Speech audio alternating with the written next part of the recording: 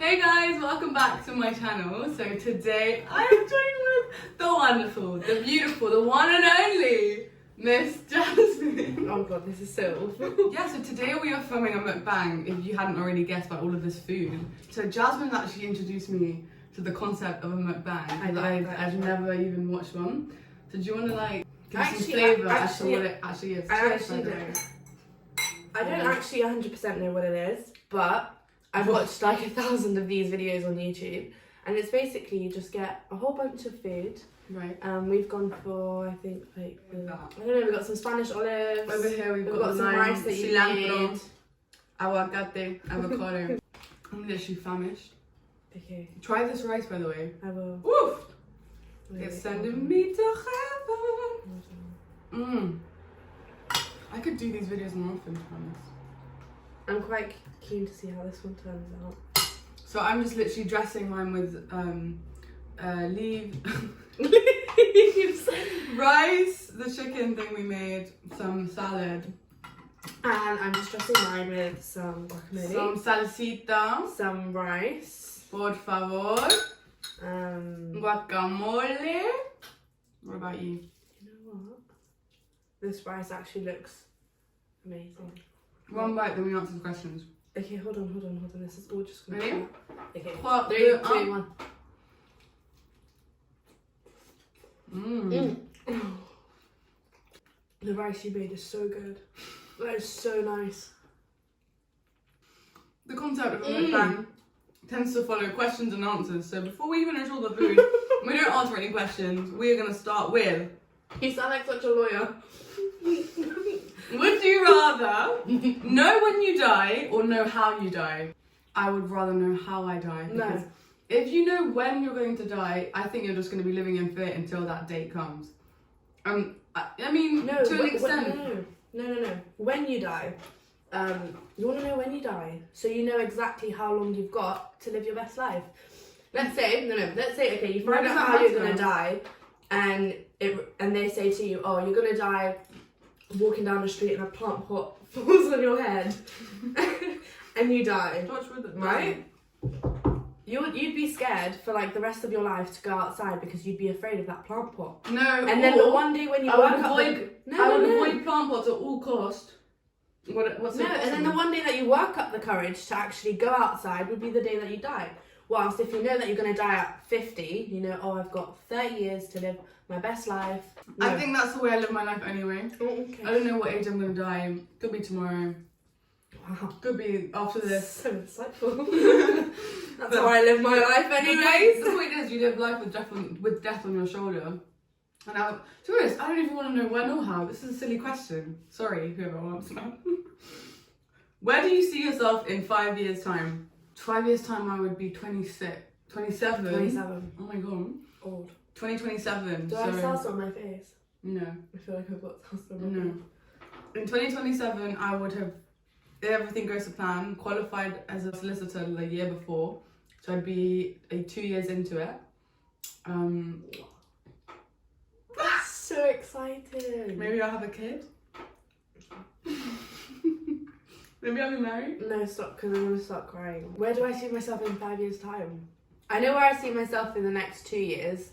I graduate this year, and I know for a fact that the only thing I want to do is travel. I'd like to be married. I think I'd like to be married.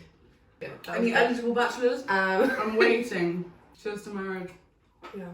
To union. I've got, oh my god. I've got like no, you know what? Where I'd like to be in 5 years' time? I'd like to be financially free. Woo! I think that's a really good goal to have, financial freedom. Don't really necessarily want to be rich. What does financial freedom mean to you? That I can afford to eat the food I want, to travel whenever I want, and to live in a place that I feel safe and secure. You know? Where would you like to visit next? Honestly, Manchester, and we're going tomorrow, so it's all looking great. I've been to a few countries, but I've never been to Spain. And I feel like everyone in the UK has been to Spain. It's like the classic British like holiday to go to Spain. And everyone always talks about Spain and how amazing it is. And I think I'd really like to go to Spain. Next one. What is your favourite part of being in a relationship?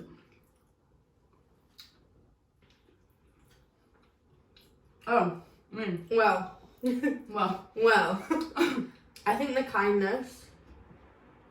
There's like so much kindness involved in my relationship.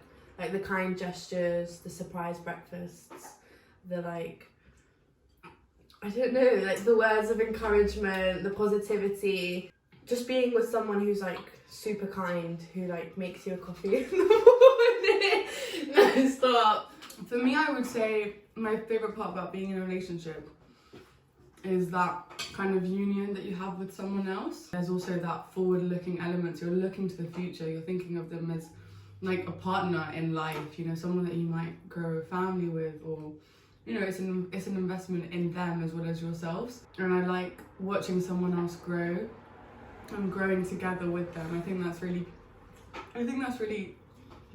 beautiful. Okay. So next question. Let's go. It was, when you order a steak in the restaurant, do you expect chips to come with that steak? 100%. Without I don't fail. know. I didn't really order steak from restaurants, but I wouldn't be like offended. I wouldn't be like, yo, where are the chips? I'd be like, I would want it to come with something, maybe like mash or like a salad or something like that, but chips? No.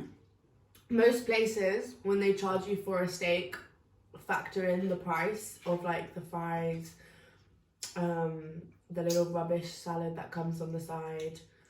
So I think if you're paying that steak price and you're not getting the fries, I'd be really upset.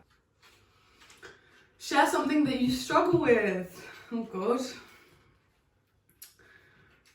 First of all, wrapping this is very hard. Especially because the bloody wrap is like so undercooked. It's almost like a crisp. But sorry, it's like a taco. Okay. So the thing I struggle with most right now, are we saying like in this present moment? Or Yeah, like I think life? so. Oh, because in life there'd be Tons. way too many things.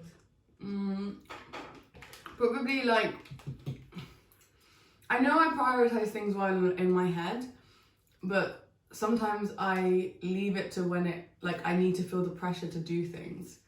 So if it's not something that I like really enjoy doing and love, I will just kind of like leave it to the side. For example, procrastinate. Uni work. With work. Yeah. But I know that I actually want to do well and that I want to put in the effort, but it takes me to like really have to be like strict and organised to be like, hey. I'm exactly like that. I need that sort of adrenaline rush slash like stress of like doing your assignments last like minute to get me through it. Otherwise, I'm just like, oh, I'll leave it another day, it'll be fine, I can do it tomorrow. So I need that pressure to kind of drive me to do like the difficult things I don't really want to do, like assignments. But I don't know, I think something I struggle with, I think sometimes my relationship with food, in all honesty, which I know is really ironic because we're like filming a mukbang, I do this thing where I will have something sweet for the sake of having it. You know, like sort of overindulging, like not because I actually want, like if there's a donut presented in front of me, I would eat that donut just because it's there, not because I actually want to eat that donut. And I think that's actually quite a thing that loads of people struggle with, is this like, I see food, I don't know, we have such easy access to it. I'm presented with all these like restaurants and cafes and stuff that you don't actually appreciate food for what it is. And it's very easy to overindulge, which I think I do. What makes someone attractive? Oh, for me, it's confidence. I absolutely love it when a guy is so confident with himself. Not to the point where it's arrogant. I think the right confidence with a bit of charm and blue or green eyes. I'm actually such a sucker for blue or green eyes. I would say I agree with the confidence, but I also think it takes a lot to know someone. So that confidence that you think is attractive, like when you first meet them, could just be a facade. Like what makes someone attractive is like wanting to be around them. So that would probably mean like if they make me laugh, if we can laugh together, if I'm smiling, that means I'm having a good time. My body is literally smiling. My face is lit up with joy from being around that person. I want to stay around them. Funny, has ambition, like has just, you know, feels inspired and ambitious about life and will support you. Yeah. And also can kind of pick themselves up quickly from kind of a rut.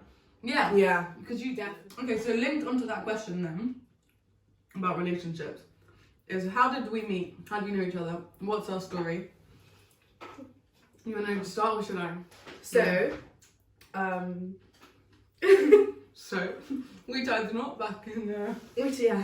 And We met in primary school for the first time. yeah. I joined, I moved schools and I joined quite late actually. I joined in like year 5. She was that new girl. Yeah. I didn't pay any attention. She walked in and she had No, stop it. cornrows. No, I didn't. No, I didn't. She had cane Not on the first day of school. I had like a momentary. Okay, well the day I recognised that you were existing, Stop. that you were a person. I walked into school and you were probably like very close to me, and she walked in with these like new plaits, and she was like obviously feeling herself like. And I looked at her and I was like, oh my god. No, so everyone was around you. They were all like gassing you up, hyping you up. Yeah, I looked flipping fantastic. That's why. No, that hairstyle. No, you were It was so bad. It was so bad. I remember actually. You were such an So I had, annoying like, these person in plaits done. primary school. Huh? You were so annoying in primary school. I was amazing. No, we were in the same year, but different classes, and my class was a lot better than hers. No, we were the She had the mellow. most boring class. We were mellow, we were There chill. was like And they no were like, fun, no primary school drama. It we was were just all boring. drama. It was just we were boring. about boys and girls. No, We were like, we had so much fun, and we had better teachers as well. actually no, because you liked all the boys in my class.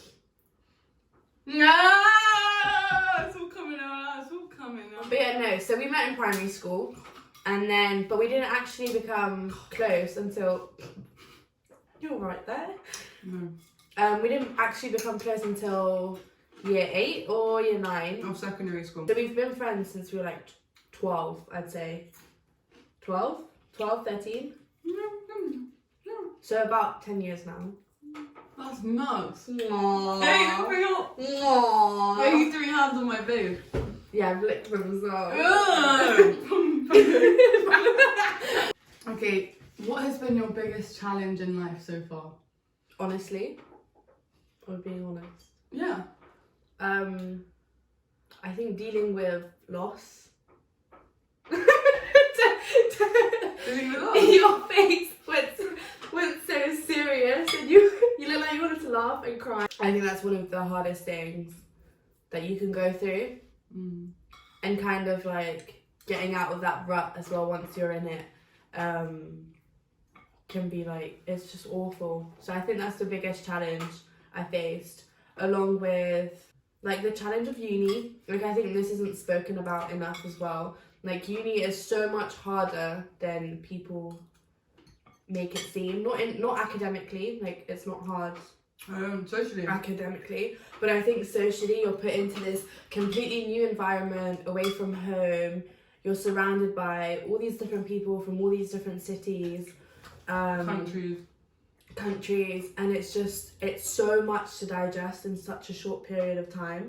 I do think that though, uni kind of just like gets you kind of used to that experience of being an adult. So I think everything you said, yeah, is hard, but that's just going to keep continuing, I think, for the rest of our lives. Like, not knowing where you stand with everyone, not knowing if you're in the right job, not knowing if the person you're with is perhaps the right person. All these questions are normal. But yeah, it all starts now, and it probably feels more scary now because it's the first time that we actually experience them. And I think you just have to learn to accept that things are going to be uncertain, but I'm so stuffed. But that's good as well, you know. I love how much like eye contact you make with the camera. Well, yeah, I'm used to it. She's a real YouTuber, guys. Because if you're not looking at Because the I'm camera, like looking down at the food, like thinking, what am I having next? And you're here like. Well, that's only when I'm speaking, but otherwise I'm literally looking at the YouTube. But yeah, we've got a real YouTuber here. Oi. What is the main driving force in your lives that inspires you to do what you do? Happiness. So happiness. Just to feel content. Happiness inspires you to do what you do. Yeah, I think everything that I do, I'm like working one step towards like my happiness, like feeling content, feeling at peace with myself and the world that we live in.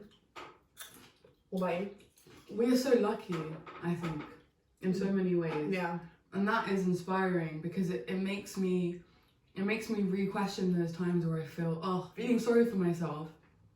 When I remind myself of actually like go outside, have a walk, think about the places that you've seen, the people that you've met, nature, the world is so beautiful, and yet it's a paradox because we, as humans, we cause so much harm. And so trying to be the best version of myself, but also in kind of what I can contribute, and that could be really small, just to kind of my friends and my family, but it also could be large, and I think thinking about things on that level is quite inspiring, because we all want to make contributions for ourselves, so like for our own goals, but also for other people.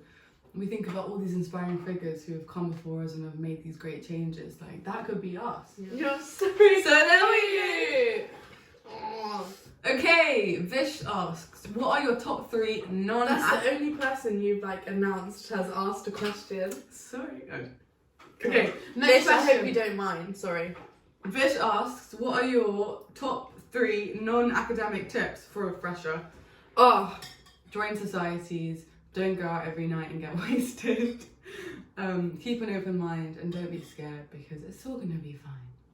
mine are: get a Brita filter and fill it up before you leave for a night out, and leave it on the side of your bed, so that when you do come home, I go one out every day. Invest in a Brita filter. My second one would be pick a house in a good location in 2nd and 3rd year. Oh, a good one. So for a fresher though, would you tell them to pick a good house? yeah, well, because Is that not going to overwhelm them?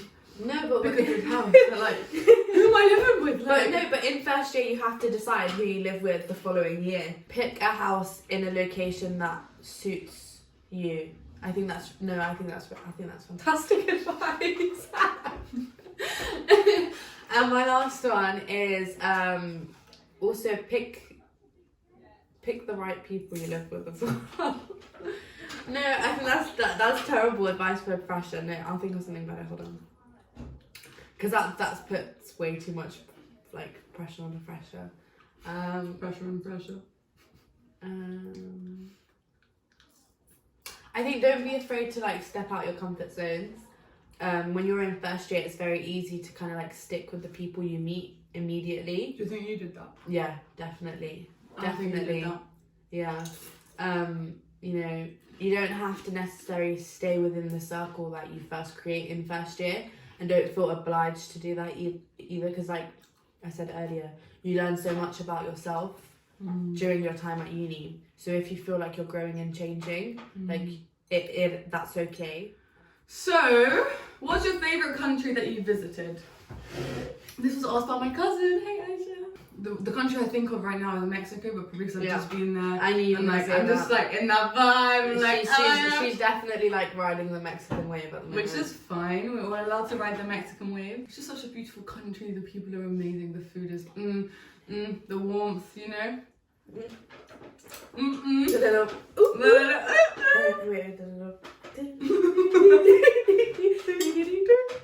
that's... Wait. I have 2. First one, India, by far. Just one. No, because I can't narrow it. It's just one. No, I can't narrow it down to What one. is your favourite means what is your favourite. You don't have multiple favourites. Okay, I think India then. I'm going to go with India. Okay. I think the people I met were amazing. The culture is so beautiful. The food is incredible. Next mukbang, Indian food. Yeah, I've had Indian food in so long. that'd be so good. Yeah, and the country, it's stunning. It's absolutely beautiful. I went near the Aravalli Mountains, and we used to like drive through the mountains in the morning, and it was just like the most amazing thing I'd like ever seen. I absolutely loved it. I love being like by mountains and just feeling like so immersed with like nature. Yeah. Next question. How is it seen in England to do a gap year as a law student? Well, that's all you. I'd say it really doesn't matter what subject you're doing. A gap year is always seen, I think, in a good light. It shows that you've taken a year to do something maybe meaningful, you know. travel, Yeah. get a job, earn some money, mature a bit before you go to uni. And I think it's also good for you to do that as a person because of kind of what we've just shared about how uni can be quite stressful and it's a weird time in your life. If you have that year on your own, figuring out who you are a bit before, can be really useful. But in an academic context, honestly, I don't think it actually matters at all. Okay, next question is, what is your favourite vegetable? This is such a good question because vegetables are just, there's so many. You know, the idea of a ratatouille, like peppers, courgettes, aubergine, oof, like that literally makes my heart just jump. I love courgettes. You sound like that, the Food Networks. You know when they're like describing a meal. I know, but food is Here just... we've got a ratatouille with a slow cooked mushroom and a courgettes cut at 45-degree angle, but they are bread just... crusted, lightly carrots, fried. carrots. No, I hate carrots. Broccoli, oh, no. tender stem broccoli. No. Oh, the best tender stem vegetable broccoli. is potatoes. By far. No, they are. They're amazing. You can make absolutely anything. You can make mashed potato, chips. You can make, you know, breakfast potatoes, hash browns. It's not, comment Comment down below, what is your favourite vegetable? And why are potatoes not your favourite vegetable? And no, why are potatoes? Why are potatoes elite? Because I feel like everyone just knows that they are elite. I don't know if it would be aubergine or courgette or just... Oh, I love aubergine. Oh, Brussels sprouts. Yeah. Sweet potato. Yeah. Okay, name 10 vegetables in 10 seconds. Okay, I can do that. ready? Yeah. 3, 2, 1, go. Sweet potato, Brussels sprouts, broccoli, carrots, pears. 3, 2, 1, go. Sweet potatoes, parsnips, carrots, Brussels sprouts, 7, 8, kale, 9, 10. Over. Done. Okay, 3, 2, 1, go. Peppers, Brussels sprouts, zucchini, sweet potato, carrots, 10. broccoli. 10 seconds. Bro, that was not 10 seconds. I literally counted on my fingers. You went like this. No. When you're no. Okay, count to 10 for me. Okay, 1, 2, 3, 4, 5, 6, 7, 8. You know how 9. to do it. It's not 1 one elephant, 2 elephant, 3 elephant, 4 elephant. Okay, I need to get these 10 vegetables, otherwise I will not die. Okay, 3, 2, 1, go. Potato, Brussels sprouts, sweet potato, zucchini, aubergine, carrot, broccoli, parsnip, avocado, and Avocado's not a vegetable. It's olive. fruit. Olive? Yeah, but avocado is not a vegetable. It's a fruit. Okay, olive. And still one more. Ginger! Ginger! 16 seconds. But you said that whole thing about avocado being No, a I fruit. stopped it whilst I was talking. I stopped it as soon as I stopped it and I went, avocado is not a vegetable, it's a fruit. And it still was Is garlic a 16 seconds. vegetable? I don't know. Okay, we know what, it's fine. We both don't know our vegetables. But my favourite vegetable would probably be... We spend way too much time on this question. Onion? Love an onion. What was it that I was watching Shrek the other day? Ogres are like onions. They've got layers. Oh, that sounds good. That was good, no? Yeah. Congrats. Thank you. Okay, I think if you could give the 5-year-old yourself one piece of advice, what would it be? Special shout out to her that asked that because that's a really good question. Abdi. Jeez. I would say... Well, But it's very personal because it's like the 5-year-old you. I'd just say that, you know, you're loved and you're worthy. And I'd encourage myself to hug more. Because I think as children, like, we need lots of affection. I'm not saying I didn't get affection, but not worry, which I didn't worry as a 5-year-old. Enjoy myself, which I did. Yeah, hug more. I like that. Yeah. Oh, this is so cliche, but I really do mean it. That there's absolutely, like, whatever you set your mind to, you can achieve. I think we always go through those points in our lives where whatever it is that we're working towards, we feel like we can't achieve it, or it's too hard, we can't overcome it, whether it's something you're struggling with or it's school or uni or a job or a dream you're working towards, I just like, I would want my 5-year-old self to know that you are capable of achieving whatever it is you want to achieve. You know? Yeah. Lovely. Aww. Look at you. Look at you go. 5-year-old you. She's smiling. Describe each other in 3 words. Describe me in 3 words. Go. Oh, I'd say confident. You're so confident. Sociable.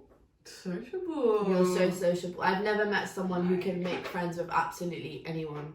Like, I can't think of a single person like who couldn't be friends with you. I'm thinking about you. I think you're very loving. You are. You're so loving. You're so. I honestly, soppiness on the YouTube. But loving. Every year our friendship gets better. Stop it. And like every year I'm like, oh, it can't get better than this. But it just keeps on getting better. Okay, 3 words for Jasmine. Okay, first one that came to me was like committed. So committed and determined, I feel like they kind of overlap. But yeah, no, I think you're very committed to the things that you want to do and you don't give up, which is really admirable. My second word for you would be caring, so quite similar to loving, but you are always there to, you know, lend a shoulder or lend a helping hand for someone, and you take time to do like the small things that do make a difference. Like she also made a little card in the post, little Christmas I do love doing that. Little postcard with a little, you know, some artwork. Very thoughtful things, you know, that a lot of people now don't think of doing because we just go and the final word I would use to describe you is, I'd say you're very stubborn. But that's the truth. She's very stubborn. I know. I feel like that's my biggest fatal flaw. Your fatal flaw. There's a word in Shakespeare for that. I know. It literally took me back to like year 10 English. I think not agnoresis. That's when you realise fatal hubris. No, that's no. My your hamartia. Yes. Woo! Thank you. Shout out to our year 10 English teacher. I was just say it's a fatal flaw, but it's just, I wouldn't even say it's a flaw because you come to love your flaws and you know yourself. No, I am very stubborn, definitely. But yeah, I feel like it was more about, you know what you perhaps like and you know what you don't like, and you want to avoid situations like that. But as I've said in the video, I think it's important to be open-minded, which means sometimes challenging what you think about something and just kind of sometimes doing something that makes you feel uncomfortable. Yeah. Like you've said as well. Yeah. But again, you're stubborn, so do you take on the advice that you give out? I do practice what I preach. Does she? I can't, I'm quite excited to watch this back now. Okay, last question is, what is a mukbang? I think that by this point you should... that was the first question we answered. Was it? Yeah, because I answered it. Mukbang is where we just... No, but that's good, we can make it the last question too. So what is a mukbang? Well, this is basically it. We've just sat and eaten. But I think we've polished everything off. The rice was by far stop it. It was so good. And when she arrived today, she brought me homemade lasagna. Oh wait, I did bring you homemade lasagna and I brought dessert. That's it, bag. What's in the bag? So we've got Turkish delight in here. We've got rose. Do you like Turkish delight? I do. I love Turkish delight. So the video cut because we were talking way too long. We had some Turkish delight, but you guys missed it. But it was lovely. Thank you so much for watching. Big thank you to Jasmine for being here. Woo! Hope you enjoyed. Hope you liked watching us eat our lovely food. Any last comments? So much fun. You had fun? Well, you're welcome to come along and join the channel. And guys, don't forget to check out the rest of the videos. What videos? Oh, my videos? Yeah. Who else's videos? Whoa, you didn't specify. I'm not giving free advertisement to anyone else. Check out my videos, but yeah. Subscribe, and we'll see you very soon for a new video.